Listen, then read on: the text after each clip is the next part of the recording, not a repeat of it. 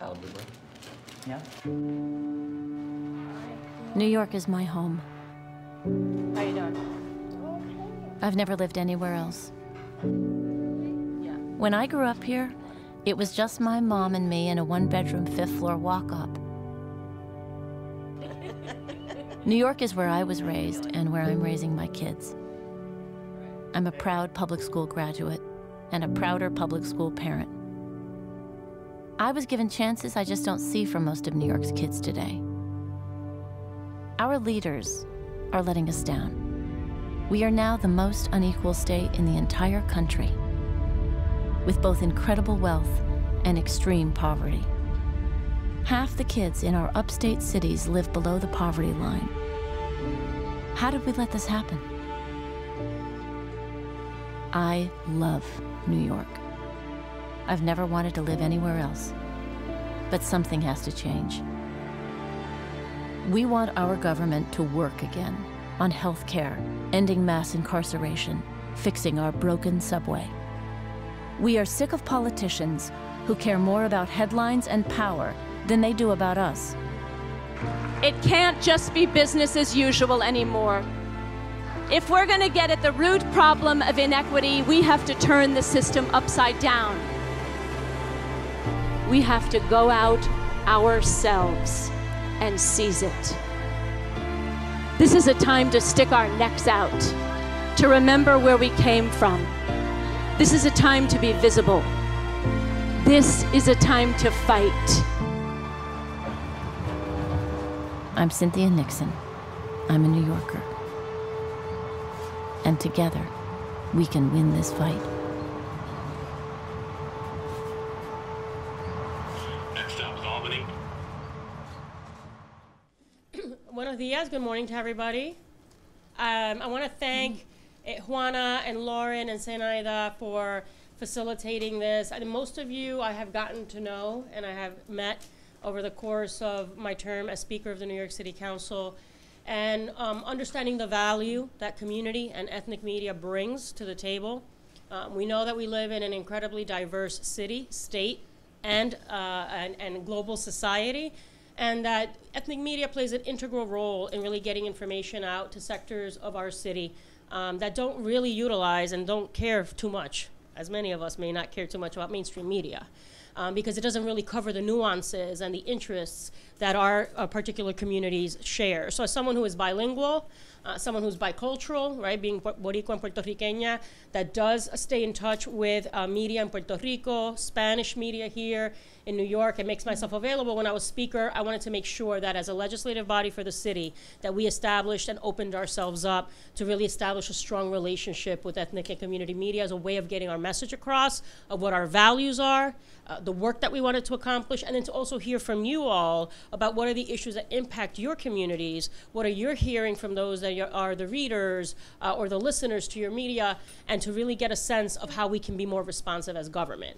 So I want to say I'm really appreciative, as many people may hear and may know, I have endorsed Cynthia Nixon for governor of this wonderful state of New York, and we approached her about making herself available, understanding we're 7 days away, and things are very hectic. She's running an incredibly passionate grassroots campaign that really is an inclusive campaign that speaks to all sectors of our state, particularly our city, of which I care so much about. And so she was open to the idea, and her campaign open to the idea of having an opportunity for an exchange. So I'll leave it there because I want most of the time, obviously, to be spent any sort of back and forth questions. But I appreciate you being here. I appreciate your openness. And we want to make sure that all sectors of this state and this city understand what she brings to the table, what she represents and values. And I've been and seen her firsthand interacting with community. She is clear and passionate about issues that impact the working class in this city, that is an inclusive government where all are at the table and all will be heard. And that is really significant to people like me, to Carlos Menchaca, who has endorsed her, and others, and Antonio Reynoso. So thank you all for being here. And with that, I will hand it off to our wonderful candidate, Cynthia Nixon. And thank you, and welcome to El Barrio. Thank you, Melissa, so much. Thank you for being here. Thank you for everything you're doing for the campaign. And thank you to Juana and Victoria for having us here today, for putting this together. Thank you to Zenaida, and thank you all, especially for being here. I certainly want to echo everything that Melissa said, that how important community and ethnic media is in this city, and particularly at this moment. I think we're all abundantly aware of how attacks on immigrants in the U.S. and people of color are under attack, frankly, in an unprecedented way, at least within my own lifetime. And here in New York, such a diverse place, such a progressive place, I think we have not only an opportunity, I think we have an obligation to fight back against the Trump agenda and to come together as New Yorkers across our various populations and say, not in my name, and say, you do not represent me, and you certainly do not represent the values of the United States. And I look forward to talking with you and hearing your questions and hearing your thoughts, but I thought I would pull out a few parts of my platform that I thought might be of particular interest. Certainly, I'd like to start with the idea of New York as a sanctuary state, and that we hear a lot about that right now, but I have to say that it's largely rhetorical, that there is so much that we can and should and I think must be doing here in New York that we have the capacity to do that we're not. Certainly, when you talk about things like the New York Dream Act, giving our dreamers access to higher education, and when you talk about things like the Liberty Act to prevent our local law enforcement from cooperating with ICE, from using our fingerprint databases and our driver's license information and holding people waiting for ICE to arrive and take them into custody. These are things that we should have passed both of these bills, the New York Dream Act and the Liberty Act, a long time ago. And the reason that we haven't, of course, is because of Andrew Cuomo's empowerment of the IDC and giving the Republicans control of the state Senate, despite there being a minority. And I will tell you proudly that these are two bills that I will fight for very hard. And I think really New Yorkers are so motivated to not just enact a progressive agenda, but to fight for immigrants, documented and undocumented, in this state. And it's been a cornerstone of my campaign, the need to expand access to driver's licenses for undocumented people.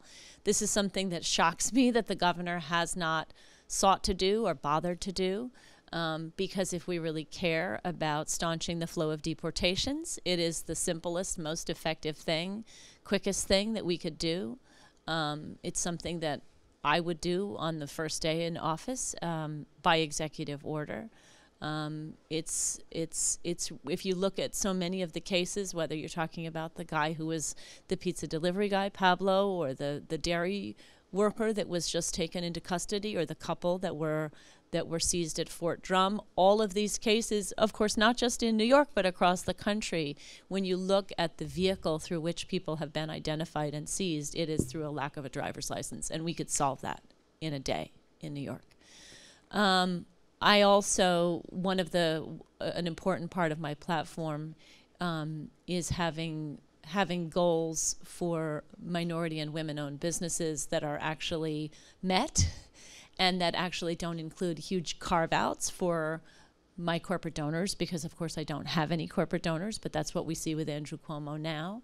And if you look at something like the contracts that were given for the renovation of LaGuardia, we really didn't come anywhere near the goals that we had, and with the JFK renovation looming, I promise you that I will not sign any contract unless we have 35% minority and women-owned business participation. And I mean across the board. I mean that for jobs too, and I mean that not just for a guy, on a construction site holding a flag. I mean that for lawyers, and I mean that for architects, and I mean that for small business owners and restaurant owners in the concourse. That we really have an ability to not only create jobs, but create jobs in the communities that need it most. And investing in minority and women-owned businesses is is a key way of doing this, and getting banks, local banks, to do a much better job lending and funding them, and using our state pension funds and the banks with which our state pension funds bank, to prioritize women and minority-owned businesses. I also think that, you know, as a person who grew up the daughter of a single mother in a 1-bedroom 5-flight walk-up where we had a landlord preying on us for years and lying to us about the rent until my mother investigated and held him accountable and went toe-to-toe with him and got our rent reduced and got our money refunded. I'm very aware of how close to the borderline of eviction so many people, not just in this city, but in this state, live. And I think the influence of the real estate industry that has given Governor Cuomo in the last year alone $2 million, not just Governor Cuomo, of course, but the legislature. We have such a great need for rent regulation, for not only our laws to be renewed, but the loopholes to be closed, like vacancy decontrol and the vacancy bonus and preferential rent. And we need to expand rent regulation across New York State. Because working families are gentrification is just pushing people out, particularly people of color, particularly people who have, you know, we're talking about people who've lived in their homes, in their communities for decades. And we need a New York governor who sides with tenants, not with developers. And when we do, we can not only expand the number of rent-regulated homes, but we can claw back the ones that we've lost to deregulation. And for me, there's no more personal issue than education. It's something that I've been an activist on for the last 17 years, since my oldest child entered kindergarten. And I fought first on the city level, but very quickly learned that there was a statewide solution, the Campaign for Fiscal Equity. It's something that when Eliot Spitzer was our governor, we saw a solution in the form of foundation aid. We saw the billions of dollars being invested, and then Governor Patterson and Governor Cuomo came along and did the 2 biggest cuts to education we've ever seen in this state. And $4.2 billion is still owed to our school kids, overwhelmingly black and brown kids in our very segregated districts. And this would be a number 1 priority for me, because New York schools are the 2nd most unequally funded in the entire country. That's not right.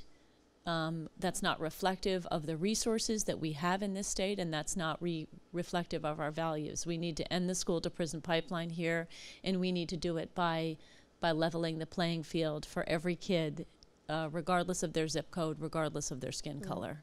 I could keep going.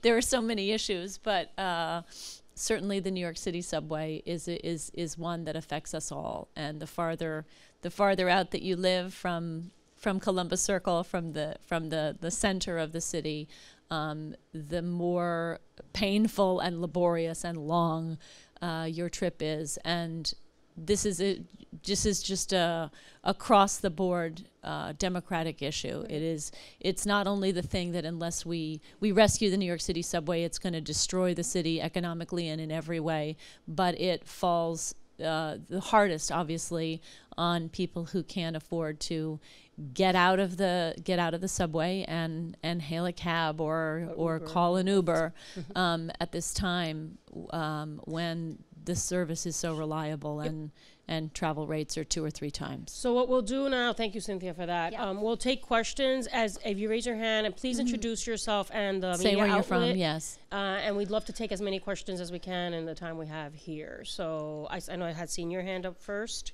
yours, and then I'll see you. Yeah. Yes, go ahead. Yes. Yes. Oh, I am Angie Damlaki from Al-Liwa Al-Arabi newspaper. Say it again, from where? Al-Liwa Al-Arabi newspaper. Okay. Governor Andrew Cuomo refused to answer whether he visited a mosque during his years in office, while you publicly visited one. What are your promises for the Muslim community and Arabic community, in New York, in case you win the election? Thank you. So, yes, I think it's shocking. I think his refusal to answer indicates clearly that he has never visited a mosque. And I want to know why. We have an enormous Muslim population here, And they are particularly at this moment deserving of our support when we are so under attack by Donald Trump. Yes, I visited a number of mosques during my time, and I went to a few different Eid celebrations. Had a wonderful time interacting with people and talking to them about the issues that they face, not only, of course, the Muslim ban, but the high cost of rents and the fear for the safety of their children, whether on the streets or at the hands of the police. When the Muslim ban was enacted, my wife and I and our youngest kid went immediately to JFK, as did so many other concerned New Yorkers, to say, this is not right, this is not our beliefs, this is antithetical to everything that I believe that the United States of America stands for. And I think, as we're doing today, I think it's very important to engage every single community in New York State. And I think that the Muslim community is so much a microcosm of New York itself in terms of how incredibly diverse it is. And I think the diversity of the Muslim community is its strength. And I think it's very important. I think it's very important to reach out to every community and understand that every community is equal, and every community is seen as being a full part of New York. Right. Yes. Hi, my name is Rong Xiaoqing. I'm a reporter from Xingdao Daily, a major Chinese language newspaper. Yes. There are two major issues in the Asian or Chinese community this summer. One is the specialized high school reform. Yes. The other is the city's Barrio-based jail plan, which they plan to build a new jail in Chinatown. Mm-hmm. So the community concerns, one is about whether that's equal or fair to the Chinese community, and the second is, in both of the processes, the city hasn't really discussed with the stake taker, the community. So the community was like, that's the thing they really didn't like.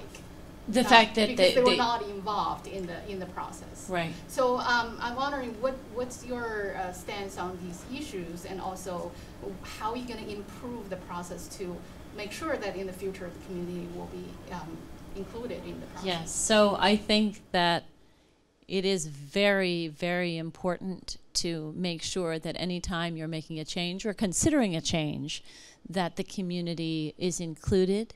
I always think that the people within the community are not only the experts in the problems that are faced, but often the experts in the solutions. In terms of the specialized high schools, it is a very difficult issue, and it is a very emotional and personal issue for every family. But I do support Charles Barron's plan to diversify, to integrate the specialized high schools. When you look at the fact that 67%, 2/3 essentially, right, of our New York City students are Black or Latino, but only 10% of the student body at the specialized high schools is. We obviously need a change. We need to diversify, and we need to give people access to what is the finest free education, public education that you can receive in New York City. But I think the bigger picture is that our schools are owed $4.2 billion, and that what we have is a very lopsided system now in which the wealthiest, whitest districts in the city and around the state are getting the lion's share of funding. We've got a $10,000 spending gap per pupil between our 100 richest and our 100 poorest school districts, and you can find districts in which the spending per pupil is 3 times and more in some districts versus some others. So I think what we need is an overall investment in education. I think that rather than us all fighting for these few spots at these few schools, we need to invest and make every school a sought-after school, a high-quality school. And in terms of breaking up Rikers, again, it's a hard decision, but I think that when we look at the violence of Rikers and we look at this dysfunction, it's something that we need to shut down, and we need to do it on as quick a time frame as possible. I mean, I'm advocating for a whole host of justice reforms, like legalizing marijuana, like getting people out of prison who are in for marijuana arrests, like ending cash bail, ensuring a right to a speedy trial, ensuring a right to discovery, stopping arresting people for minor offenses, that these should be ticketable offenses, doing a much better job of paroling people, and when people get paroled, not tripping them up through technical violations, that doing a much better job of getting people out and keeping them out. So I think that there are really aggressive foundational shift changes that we need to make in order to reduce the prison population and to close Rikers as soon as possible. But when you close Rikers, the fact of the matter is you are going to have to put the prisoners that remain somewhere. And I do think that the boroughs around, you know, all across the city do need to have new jails built in them. But I agree with you that we need to do a better job communicating with the community. I will say also that in my discussions with different Chinese American groups and individuals, there are two issues that have been brought to my attention, one of which is that actually we don't think of the Asian American community being targeted by ICE, but they are as well.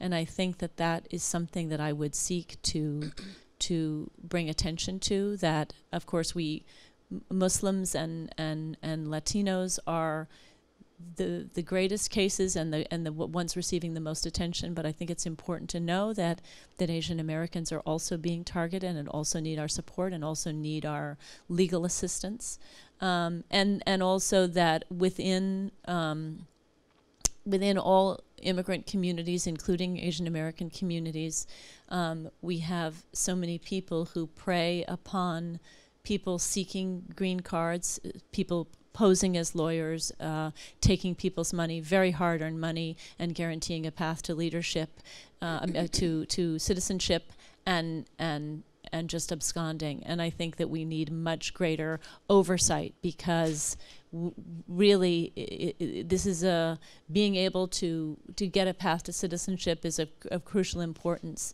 And to have people taken advantage of in this way, we need the state to have much greater checks and balances and make sure that these disreputable people are not allowed to continue in their businesses. Yes. I'm Greg McQueen. I'm a reporter from the Manhattan Times and the Bronx Free Press. And many advocates, including Akeem Browder, have been critical of Governor Cuomo for not following through on criminal justice reforms and promises that he made while in office. Can you give your thoughts on that, and also talk a little bit more about how you prioritize reforms like the end of cash bail and speeding the trial process? Sure. So, yes, I'm very proud to have Akeem Browder's endorsement. I do think that he and his family feel very betrayed by the Cuomo administration, who they feel has used them as props to grab a headline and then just dropped the promises as soon as the cameras moved away. We need to fight for, we need to enact greater police accountability. We need, as I said, to change minor offenses into ticketable offenses. But I think when you're talking about ending cash bail, it's a really crucial thing that would not only ensure, look, we have 25,000 people in New York's jails on any given day, and 70% of them are there because they can't afford bail. And we have two different systems of justice, one for Harvey Weinstein and one for Khalif Browder. And not just Khalif Browder, but so many people like Khalif whose names that we don't know. Incarcerating people for months and even years awaiting trial when they're legally innocent is completely wrong, and it's a disservice to them, it's a disservice to their families, it can destroy their lives, and it's a disservice to New York taxpayers. If you're a threat to the community or an individual, you shouldn't be out on bail even if you have $1 billion bail to post. But if you are not a threat, you should be allowed, you should be set free. And this is something that I would fight for. And I think it's one of the issues that is such a clear issue of justice, that I do believe that it's when you bring attention to it and make it you can really coalesce public support around it, because I think a lot of New Yorkers have no idea that this is happening now, and when I speak to people about it, it's something that shocks the vast majority of people and that they want change on. Thank you. We have to just put time check. We have 25 minutes, so we're going to try to get to as many questions. I know I have a question here, and then I had a question over here. And he's going to ask in Spanish, and I will translate. Ay, después voy para ti. Okay. Good morning, Cynthia. Good morning. Buenos días, me dice si Sí. me puede ayudar. Edison Esparza, Diario de la Prensa y Ecuador News. El diario de la prensa de Ecuador News. Okay. Ok. Nueva York es uno de los estados más libres, muy demócrata, tiene muchas influencias, emigración, ayuda a toda la comunidad, pero igual siguen habiendo problemas de drogas, siguen habiendo delincuencia, de crímenes. So you're saying that, you know, New York State is considered a very democratic state, a more open, progressive state, and there's been advances in certain issues, but there's still really issues on drugs and crime. Inseguridad, insecurity, gangas, gangs, o sea, muchos problemas comunitarios. A lot of community problems, issues, challenges. Como futura gobernadora, que yo creo que ella va a ganar. As the future governor, he believes you're going to win. Yeah. ¿Qué tiene bajo la mano? O sea, ¿cuál es su proyecto, su plan para poder hacer de Nueva York una ciudad segura, con educación, con garantías y con nuestra juventud que no se pierda? Y aparte de eso, otra pregunta ahí mismo. So he's asking about, like, how, you know, as governor, looking at these community challenges and issues. I mean, it's a very open-ended question, but he talked about education, or our young people in particular. Like, what would be your vision for ensuring that they're addressed as a way of trying to meet some of these challenges? Por ejemplo, ¿qué piensa referente al no arresto a las personas que consumen marihuana? Bueno, ella lo mencionó ya, que ella, sí. Okay, he's talking about the marijuana stuff, and again, your position, and maybe I have to, you know, because you did answer it, yo puedo hablar contigo, but she did say about decriminalizing it, and making sure that people are not arrested and put in jail, perdona, en Spanish, que ella dice que no criminalizar, no lo de la marihuana, y que la gente arrestada no debería estar encarcelados, ¿no? Por eso. Así que ella tiene un plan y una política que ayudaría a las comunidades. Pero con lo otro, maybe the other stuff about the overarching vision about safer communities and children, and how do we get to a point where some of those community challenges are met. ¿Le puedo repreguntar? Cuando hablamos de que hay un proyecto para la gente que consume marihuana, usted sabe que la mayoría de los crímenes, la violencia es por la droga. Yo sé que ella puede tener un programa muy lindo, pero... ¿Y tú estás incluyendo la marihuana en eso? Sí. All right, so he's saying that most of the crime is committed, according to him, and I'm not sure I have the facts, but, you know, he believes that there's a lot of crime that is induced by drug use. So your idea of decriminalizing marijuana, obviously he's putting it in that category of drug use. How do you reconcile that? So you ask many important questions, and I will try and answer you as succinctly as possible. And I'm not going to translate. We'll do Juana will translate if necessary, but he'll have it taped so we can go back to it later. Yes. Okay. All right. So I think that marijuana needs to be taken as its own issue, that if you essentially look at people all across all ethnic lines, all racial lines use marijuana at the same rates, but 80% of the arrests are of Black and Latino people. So this is something that's effectively legal for white people, right, in this state, and we need to make it legal for everybody else. But I think in terms of talking about drugs and drug addiction, I think because of the 40-year racist war on drugs, what we have done with people who take drugs and particularly are addicted to drugs, we have treated them like criminals and we have incarcerated them. And we need to treat this as a health issue. And we need to, there are things that we can do if we don't take those people who are addicted to drugs and put them in a category of these are bad people, these are criminals, but actually these are people with a health issue that we need to solve. And frankly, if you look at the innovations that are being considered that I fully support for getting people off opioids, we can see how differently we deal with different communities and drug addictions depending on the race and depending on the color of those people. And certainly gangs are a real problem, and we need to protect communities from gang violence. It's a very scary thing. But what we also need to do is we need to be sure that we are investing in young people, and we're investing in their educations from the earliest ages, and we're investing in things like after-school programs, and we're creating jobs in communities of color in particular, so that young people have a sense that there is a world waiting for them, and that there are jobs waiting for them. And we need to, when I speak to young people of color and they tell me about their schools, what they tell me is they feel criminalized from the earliest ages, between metal detectors, between cops in the schools. And again, we would not treat white children this way, and we are not treating white children this way.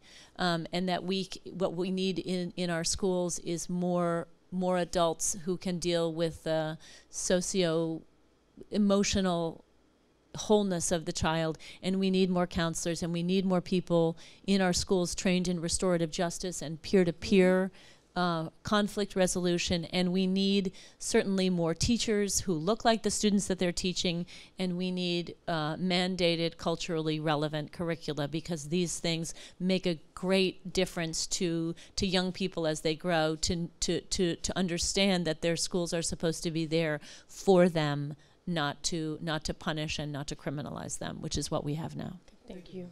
Yes, question, and then over here with the camera, and then over here. Yes. I'm Ayang from Korea Daily.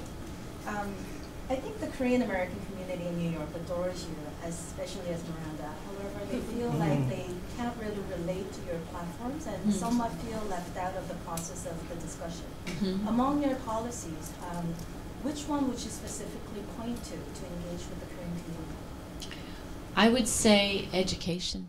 I would say that education is something that all families really value, and the Korean community certainly values, and that what we have is too many schools that are underfunded right now, and that we have such an emphasis on testing rather than a rich curricula which offers not just test prep for math and English, but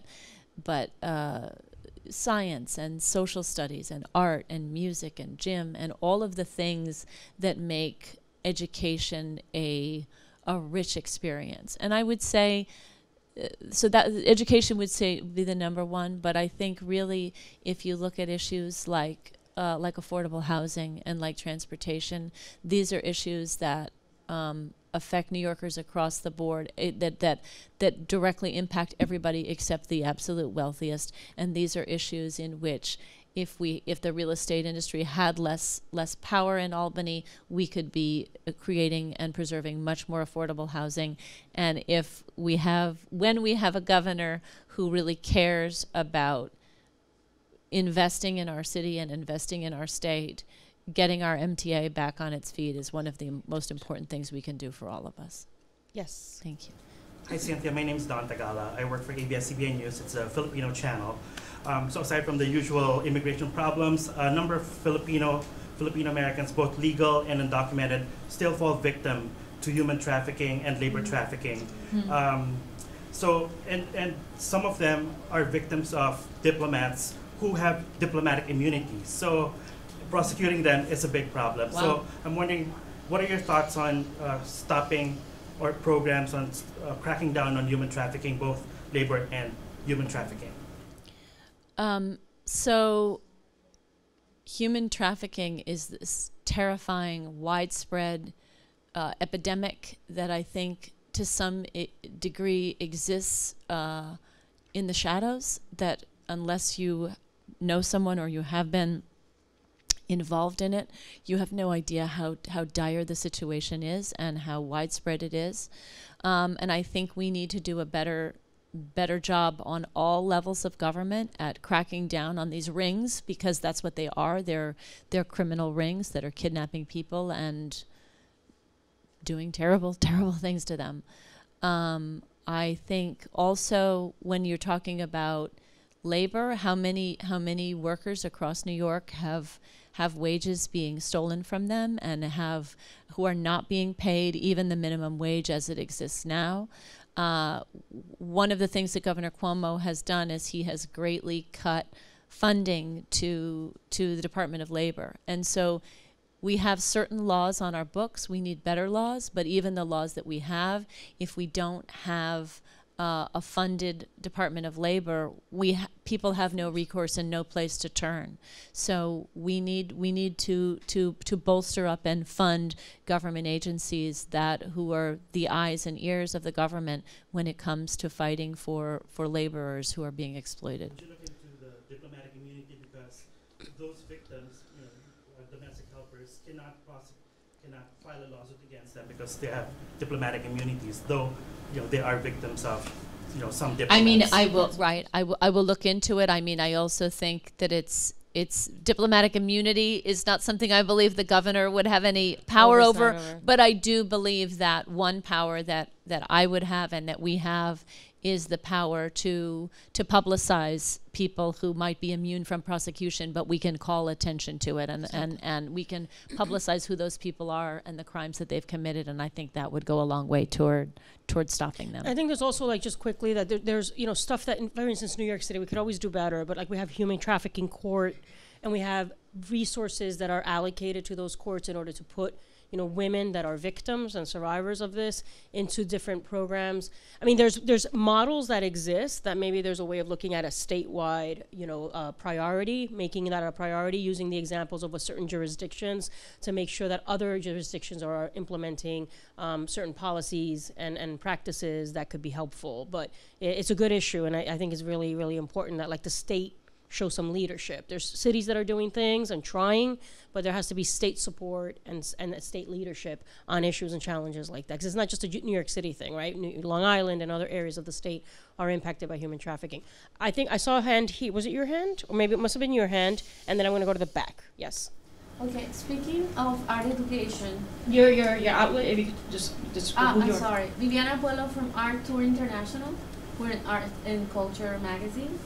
So speaking of art education in the city, something that is becoming a common practice in public schools is that they're eliminating the art programs. It's the first thing they eliminate when they see the budget going down. This is something that is affecting mainly the low-income communities. Is there something in your plans, and how do you see this? How do you see a way of solving this issue and preventing this from happening in the future, being that art is so important in the development of a child? If we want a world with peace and a better society, we need the arts. Yes, absolutely. When I got involved in the fight for education funding 17 years ago, when I saw the budget cuts at my kid's school on the Upper West Side of Manhattan, not in a poor district, they had fired the assistant principal and the art teacher and the music teacher and 2/3 of the paraprofessionals. So I think when we talk about the investment in the schools, the $4.2 billion that's owed, and I really strongly believe we need to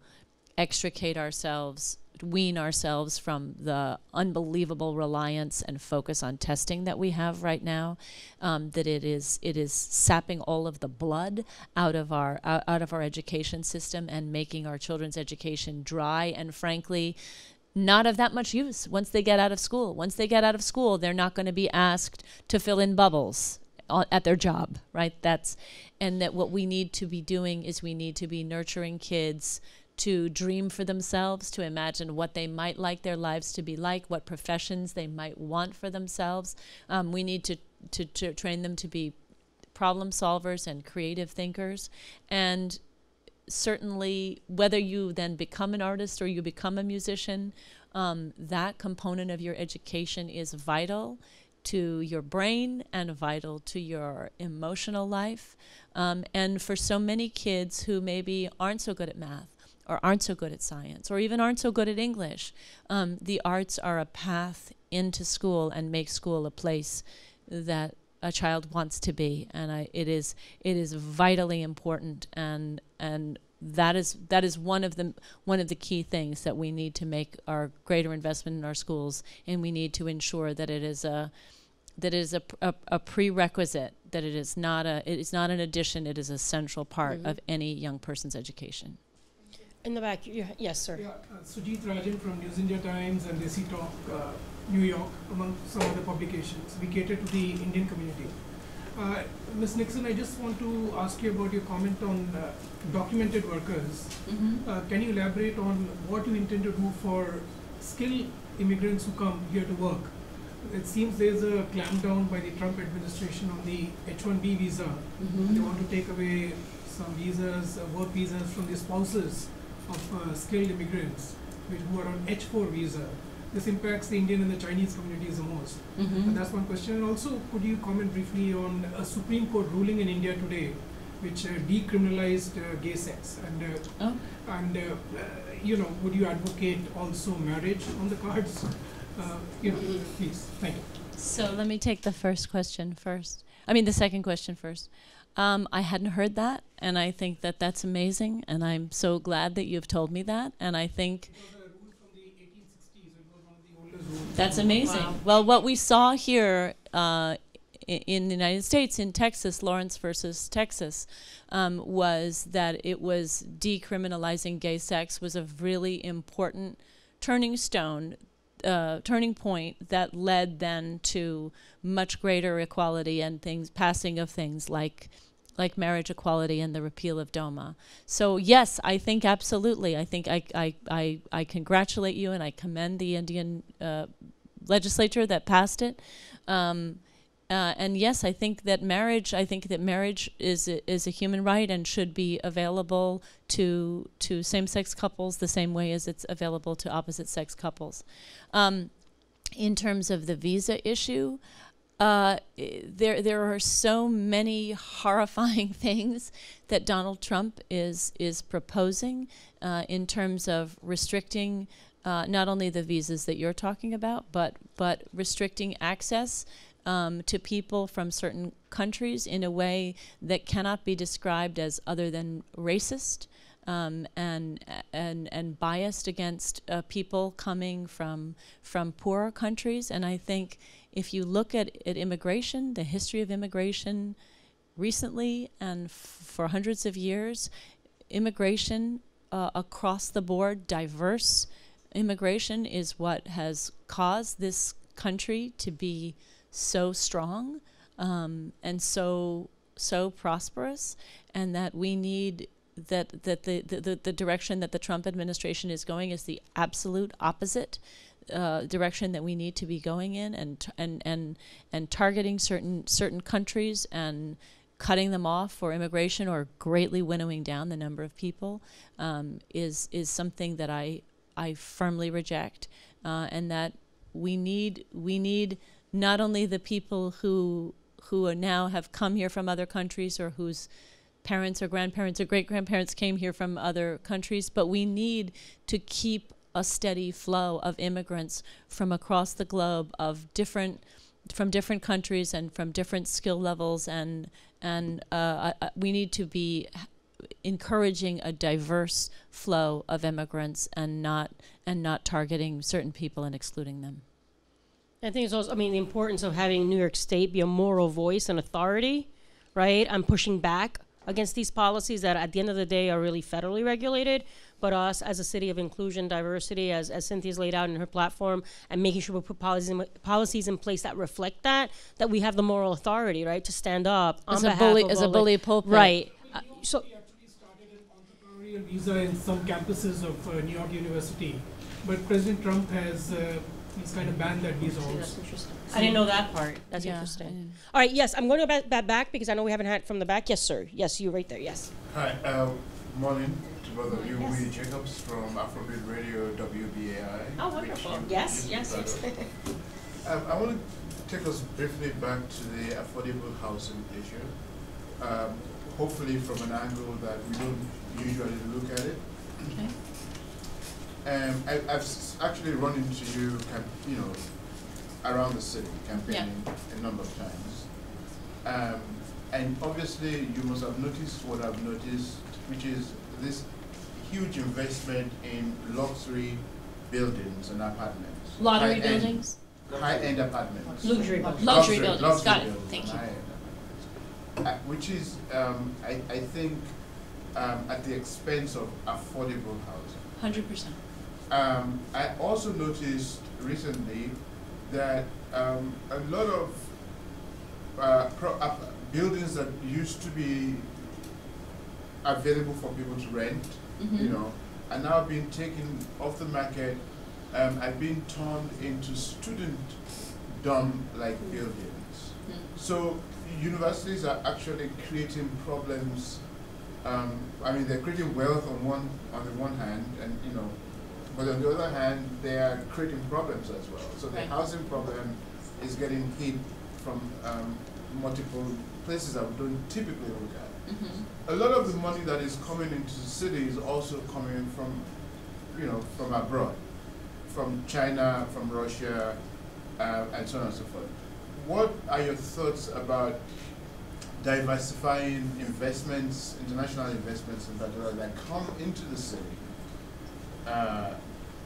almost exclusively at the expense of the state, that also skews, at least within the city, you know, the housing availability of affordable housing? So,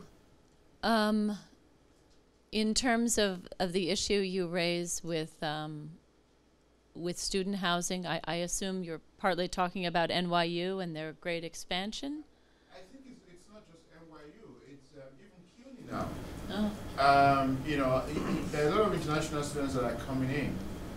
They're coming to New York schools, which is great at some level, but what it, you know, there's an impact that they're creating, because in terms No, of I think what your question gets at, if I can, let me see if I'm right, is the idea of, you know, landlords are always looking for the way to deregulate, right? To deregulate apartments and maximize their profits. So you probably rent stabilized units or rent regulated units in some ways are now being taken off the market and creating student housing and other options, which is at the detriment, right, of affordable housing. So those are the challenges, and she was speaking, so she'll probably expand a little bit about this idea of universal rent regulation that she's talked about. I guess protection. also what you're saying is, right, that we have a 20% vacancy bonus every time a tenant flips over. So if you have a student year after year after year, right, that you're able to keep increasing the rent and then take that apartment out of rent regulation. I think we need to get rid of the vacancy bonus. I think we need to get rid of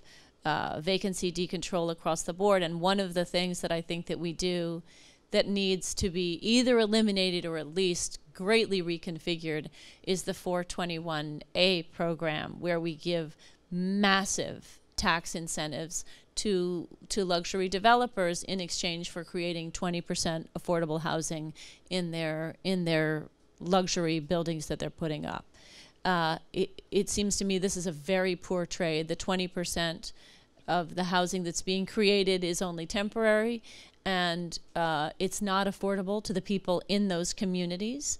It's cheaper, but it's not affordable to the people that are being displaced, and that we're spending about $300 million every year in tax abatements, and that's money that we should be saving for ourselves and investing in building affordable housing that is truly affordable in gentrifying neighborhoods. But I think the most important thing that we need to do is we need to expand our rent laws that only apply to buildings built before 1974. I think we need to expand it to all buildings built since and going forward. And I think when you're talking about single-family homes that have been eaten up and are now owned by corporate landlords, I think rent regulation needs to apply to those too. We're going to take one more question. Yes, sir, I just saw your hand, and then we're going to end with that question. Yes. Okay, so to piggyback off what he just said, first of all, Stephon Johnson, New York Amsterdam News. Hey.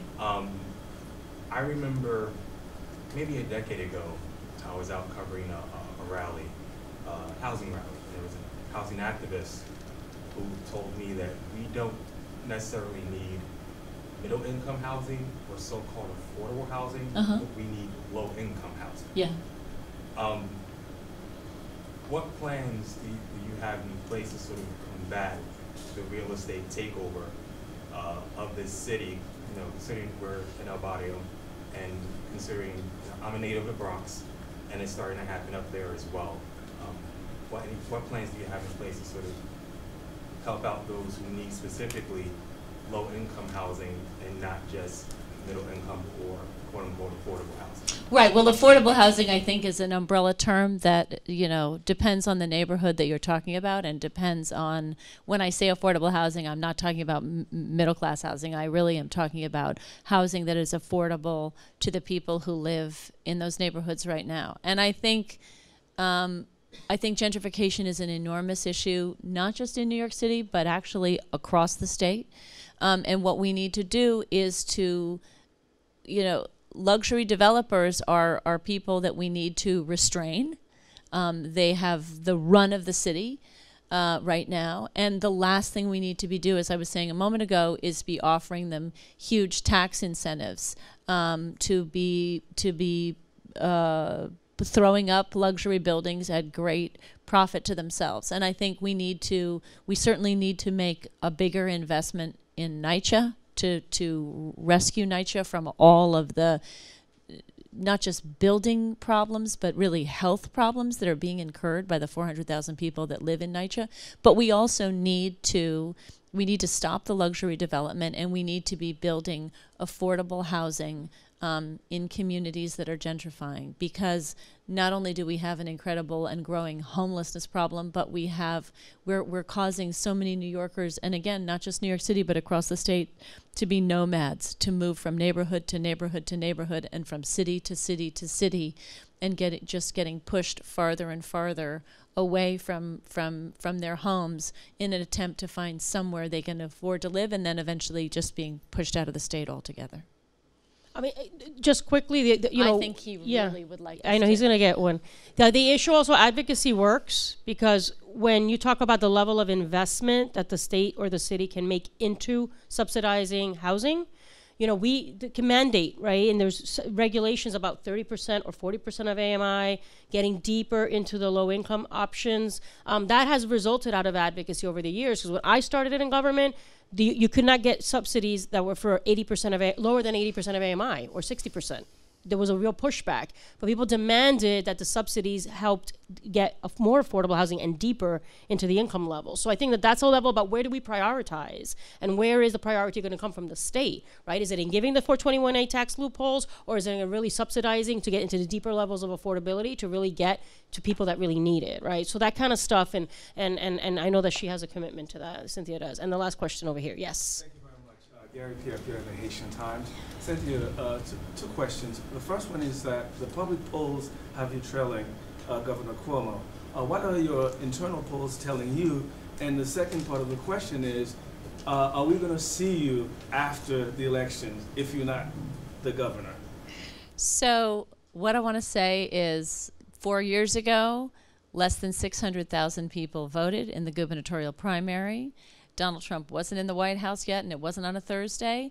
And since, in the last 2 years, 583,000 new Democrats have registered to vote in New York State. And it's the reason that I'm feeling very confident. Mm-hmm. It's the reason that Alexandria caused such an upset. It's Dana Balter in Syracuse caused such an upset. And it's not just New York, of course. It's Ayanna Pressley. It's Andrew Gillum. All of these people who were, you know, Andrew was at 11%. Today he is the Democratic nominee for governor of Florida.